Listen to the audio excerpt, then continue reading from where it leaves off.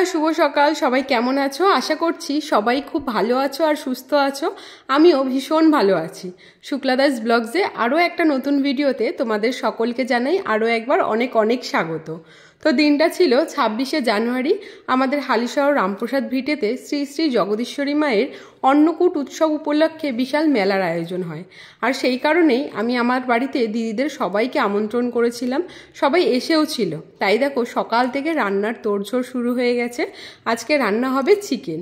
তো 5 kilo chicken আনা হয়েছে। এখন এই চিকেনটা ভালো করে ধুয়ে পরিষ্কার করে নিচ্ছি। আর সকালেই বড়দি আর আমি মিলে চিকেন রান্নার সমস্ত সামগ্রী যেমন মশলাপাতি সব কিছুই কেটে বেটে রেডি করে রেখেছি। তো এখন মাংসটা ধোয়া হয়ে গেলেই রান্না বসানো হবে। তো আজকে এই 5 কিলো মাংস আমি রান্না করব? একদমই না। আজকে এই রান্না করবে হচ্ছে আমার কর্তামশাই। তো এত মাংস আমি কোনোদিন রান্না করিনি, সেই কারণে কোনো রকম রিস্ক নিতে পারলাম না। তো তাই দেখো সমস্ত মশলাপাতি সব জোগাড়যন্ত্র করে দিয়েছি। রান্নাটা কিন্তু কর্তামশাই বসালো। তো বড় সড়ো একটা কড়াই বসিয়ে দিয়েছে, তাতে সর্ষে তেল দিয়ে প্রথমে হচ্ছে মাংসর আলুগুলো লাল লাল করে একটু ভেজে নিচ্ছে। তারপর তেলের মধ্যে দিয়ে দিয়েছে হচ্ছে গোটা গরম মশলা, গোটা তেজপাতা, শুকনো লঙ্কা, গোটা জিরে, সব কিছু ভালো মতন সোমবার দিয়ে দিয়েছে হচ্ছে কুচনো পেঁয়াজ। তো পরিমাণ মতো পেঁয়াজ কুচনো দিয়ে পেঁয়াজটা এখন ভালো মতো হচ্ছে ভেজে নিচ্ছে হালকা লালচে করে। তোমরা হয়তো ভাববে 26শে জানুয়ারি তো অনেক আগেই চলে গেছে, আমি এত লেট করে কেন ভিডিও আপলোড করছি।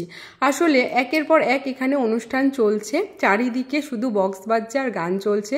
সেই কারণে ভিডিও আমি এডিট করে উঠতে পারছিলাম না, তাই এত লেট করে আমি ভিডিওটা আপলোড করছি। তো যাই হোক, দেখো পেঁয়াজটা ভাজা হয়ে গেলে এখানে কাঁচা লঙ্কা চিড়ে দিয়ে দিয়েছে। যেহেতু বাচ্চারা খাবে সেই কারণে ঝালটা কিন্তু একদমই কম রাখা হবে। আর পুরো মাংসটাই আজকে কাঁচা লঙ্কার ঝালের ওপরেই করা হবে। তো কাঁচা লঙ্কা দেওয়ার পর দিয়ে দিয়েছে হচ্ছে আদা রসুন ও পেঁয়াজ বাটা।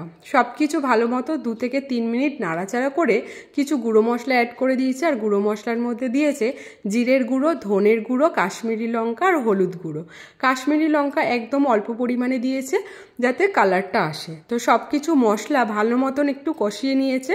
মশলা কষানো হয়ে গেলে তারপরে এর মধ্যে দিয়ে দিল মাংসগুলো। তো মাংসগুলো দিয়ে ভালো মতন এখন কিন্তু কষাতে হবে। মাংস যত কষানো হবে ততই কিন্তু মাংসর টেস্টটা ভালো হয়।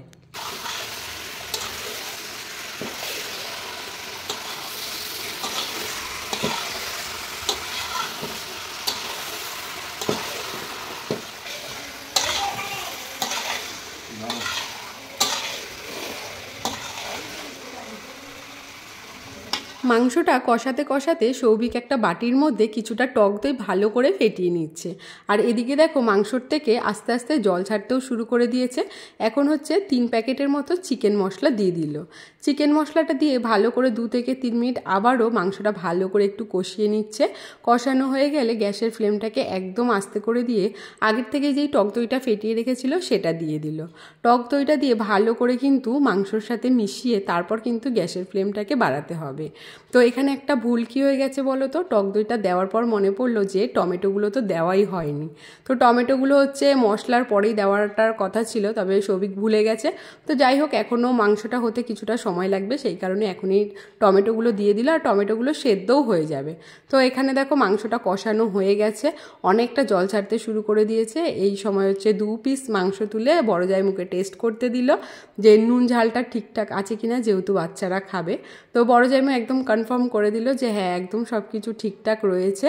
তারপরে ভেজে রাখা আলুগুলো একদম দিয়ে দিয়েছে, দিয়ে 2 থেকে 3 মিনিট একটু নাড়াচাড়া করে পরিমাণ মতো জল দিয়ে দিয়েছে। জল দিয়ে গ্যাসের ফ্লেমটাকে বাড়িয়ে দিয়ে একদম ফুটতে দিল মাংসটা হওয়ার জন্য। আর এদিকে কিন্তু ভাতের জন্য যেই চালটা সেটা হচ্ছে আমার বড় জাইমু ধুচ্ছে। তো আমি অনেকবার বারণ করেছিলাম, কিছুতেই শোনেনি। আমার খুব খারাপ লাগছিল যে আমার বাড়িতে এসে আমার বড় জাইমু কাজ করছে, তো বড় জাইমু কিছুতেই শোনেনি। আসলে কি বলতো, কাজের বাড়িতে যখন 10টা লোক এক জায়গায় থাকে দেখবে হাতে হাতে করলে কিন্তু মানে অনেক তাড়াতাড়ি হয়ে যায়। তো দেখো গল্প করতে করতে এদিকে কিন্তু আমাদের মাংস প্রায় রেডি। ওপর থেকে কাসুরি মেথি একটু হাতে ক্রাশ করে দিয়ে দিয়েছে, আর দিয়ে দিয়েছে হচ্ছে 1 চামচের মতো গরম মশলা।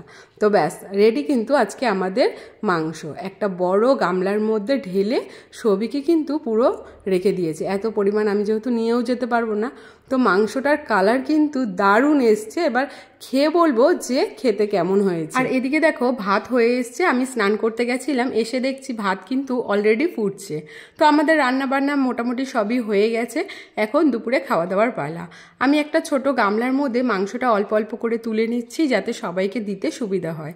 আজকে দুপুরের খাবার দাবার সার্ভ করার পালা কিন্তু একদম আমার পড়েছে। যেহেতু আমার বাড়িতে সবাই এসছে, তাই এই দায়িত্বটা কিন্তু আমাকেই ভালোভাবে পালন করতে হবে। তো চলো এবার হচ্ছে খাওয়া দাওয়া শুরু করা যাক। ওদিকে কিন্তু সবাই বসে পড়েছে।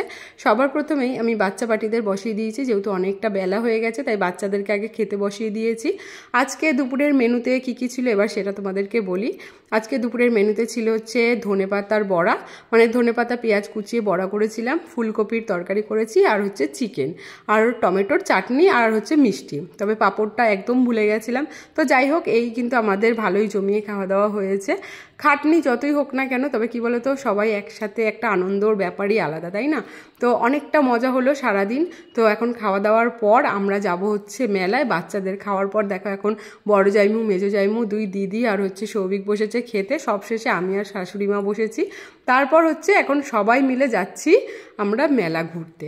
বাড়ির সামনে মেলা, অথচ দেখো আমি যাচ্ছি একদম সব শেষে। কি আর করা যাবে বলো, বাড়িতে সবাই থাকলে যা হয়। তো একটা আনন্দও হচ্ছে, সবাই মিলে একসাথে যাচ্ছি। এই বছর আমার দিদিরা সবাই এসেছে, এটাই আমার কাছে অনেক বড় আনন্দ হচ্ছে। আর আগের বছর আমি এই অন্নকূট উৎসবের পুরো মানে ওই অন্ন যে সাজায় মায়ের সামনে সেটা পুরো তুলে ধরেছিলাম। আগের বছরের ব্লগটা আমি শেয়ার করেছিলাম। এই বছর তো আর মন্দিরের সামনে যাওয়া হয়নি সকালবেলায়, তাই হচ্ছে শেয়ার করাও হয়নি। তাই তোমাদের যদি দেখার হয় তাহলে তোমরা ওই আগের বছরের ব্লগটা দেখে নিও, আর না হলে আমি ছোট ছোট ভিডিও ক্লিপস মানে শেয়ার করেছি, শর্ট ভিডিও, সেটাও দেখতে পারো। তো চলো এই হচ্ছে আমরা মন্দিরে চলে আসলাম। আর মন্দিরে ভিড়টা শুধু দেখো, একদম ভিড়ে ঠাসাঠাসি হয়ে রয়েছে। প্রচুর ভিড় হয় এই মেলায়, প্রচুর ভিড় হয়, প্রচুর মানুষ আসে। আর এই দেখো ভোগের লাইন। তো এখানে হচ্ছে নর্মাল ভোগ দিচ্ছে, আর ওই পাশে কিন্তু আরও যারা কুপন কেটে ভোগ খায় সেটারও লাইন ছিল। মন্দিরের চারিদিকটাও খুব সুন্দরভাবে সাজায়। তো আমরা এখানে একটু ঘুরলাম, তারপর ভোগ প্রসাদও খেয়েছি, কারণ সারাটা দিনে কিন্তু এই ভোগ প্রসাদ বিতরণ চলে। আমি দুঃখিত যে এই বছর আমি তোমাদেরকে কিছুই দেখাতে পারিনি। এই যে এই জায়গাটায় হচ্ছে মায়ের সামনে অন্ন পুরো সাজানো হয়।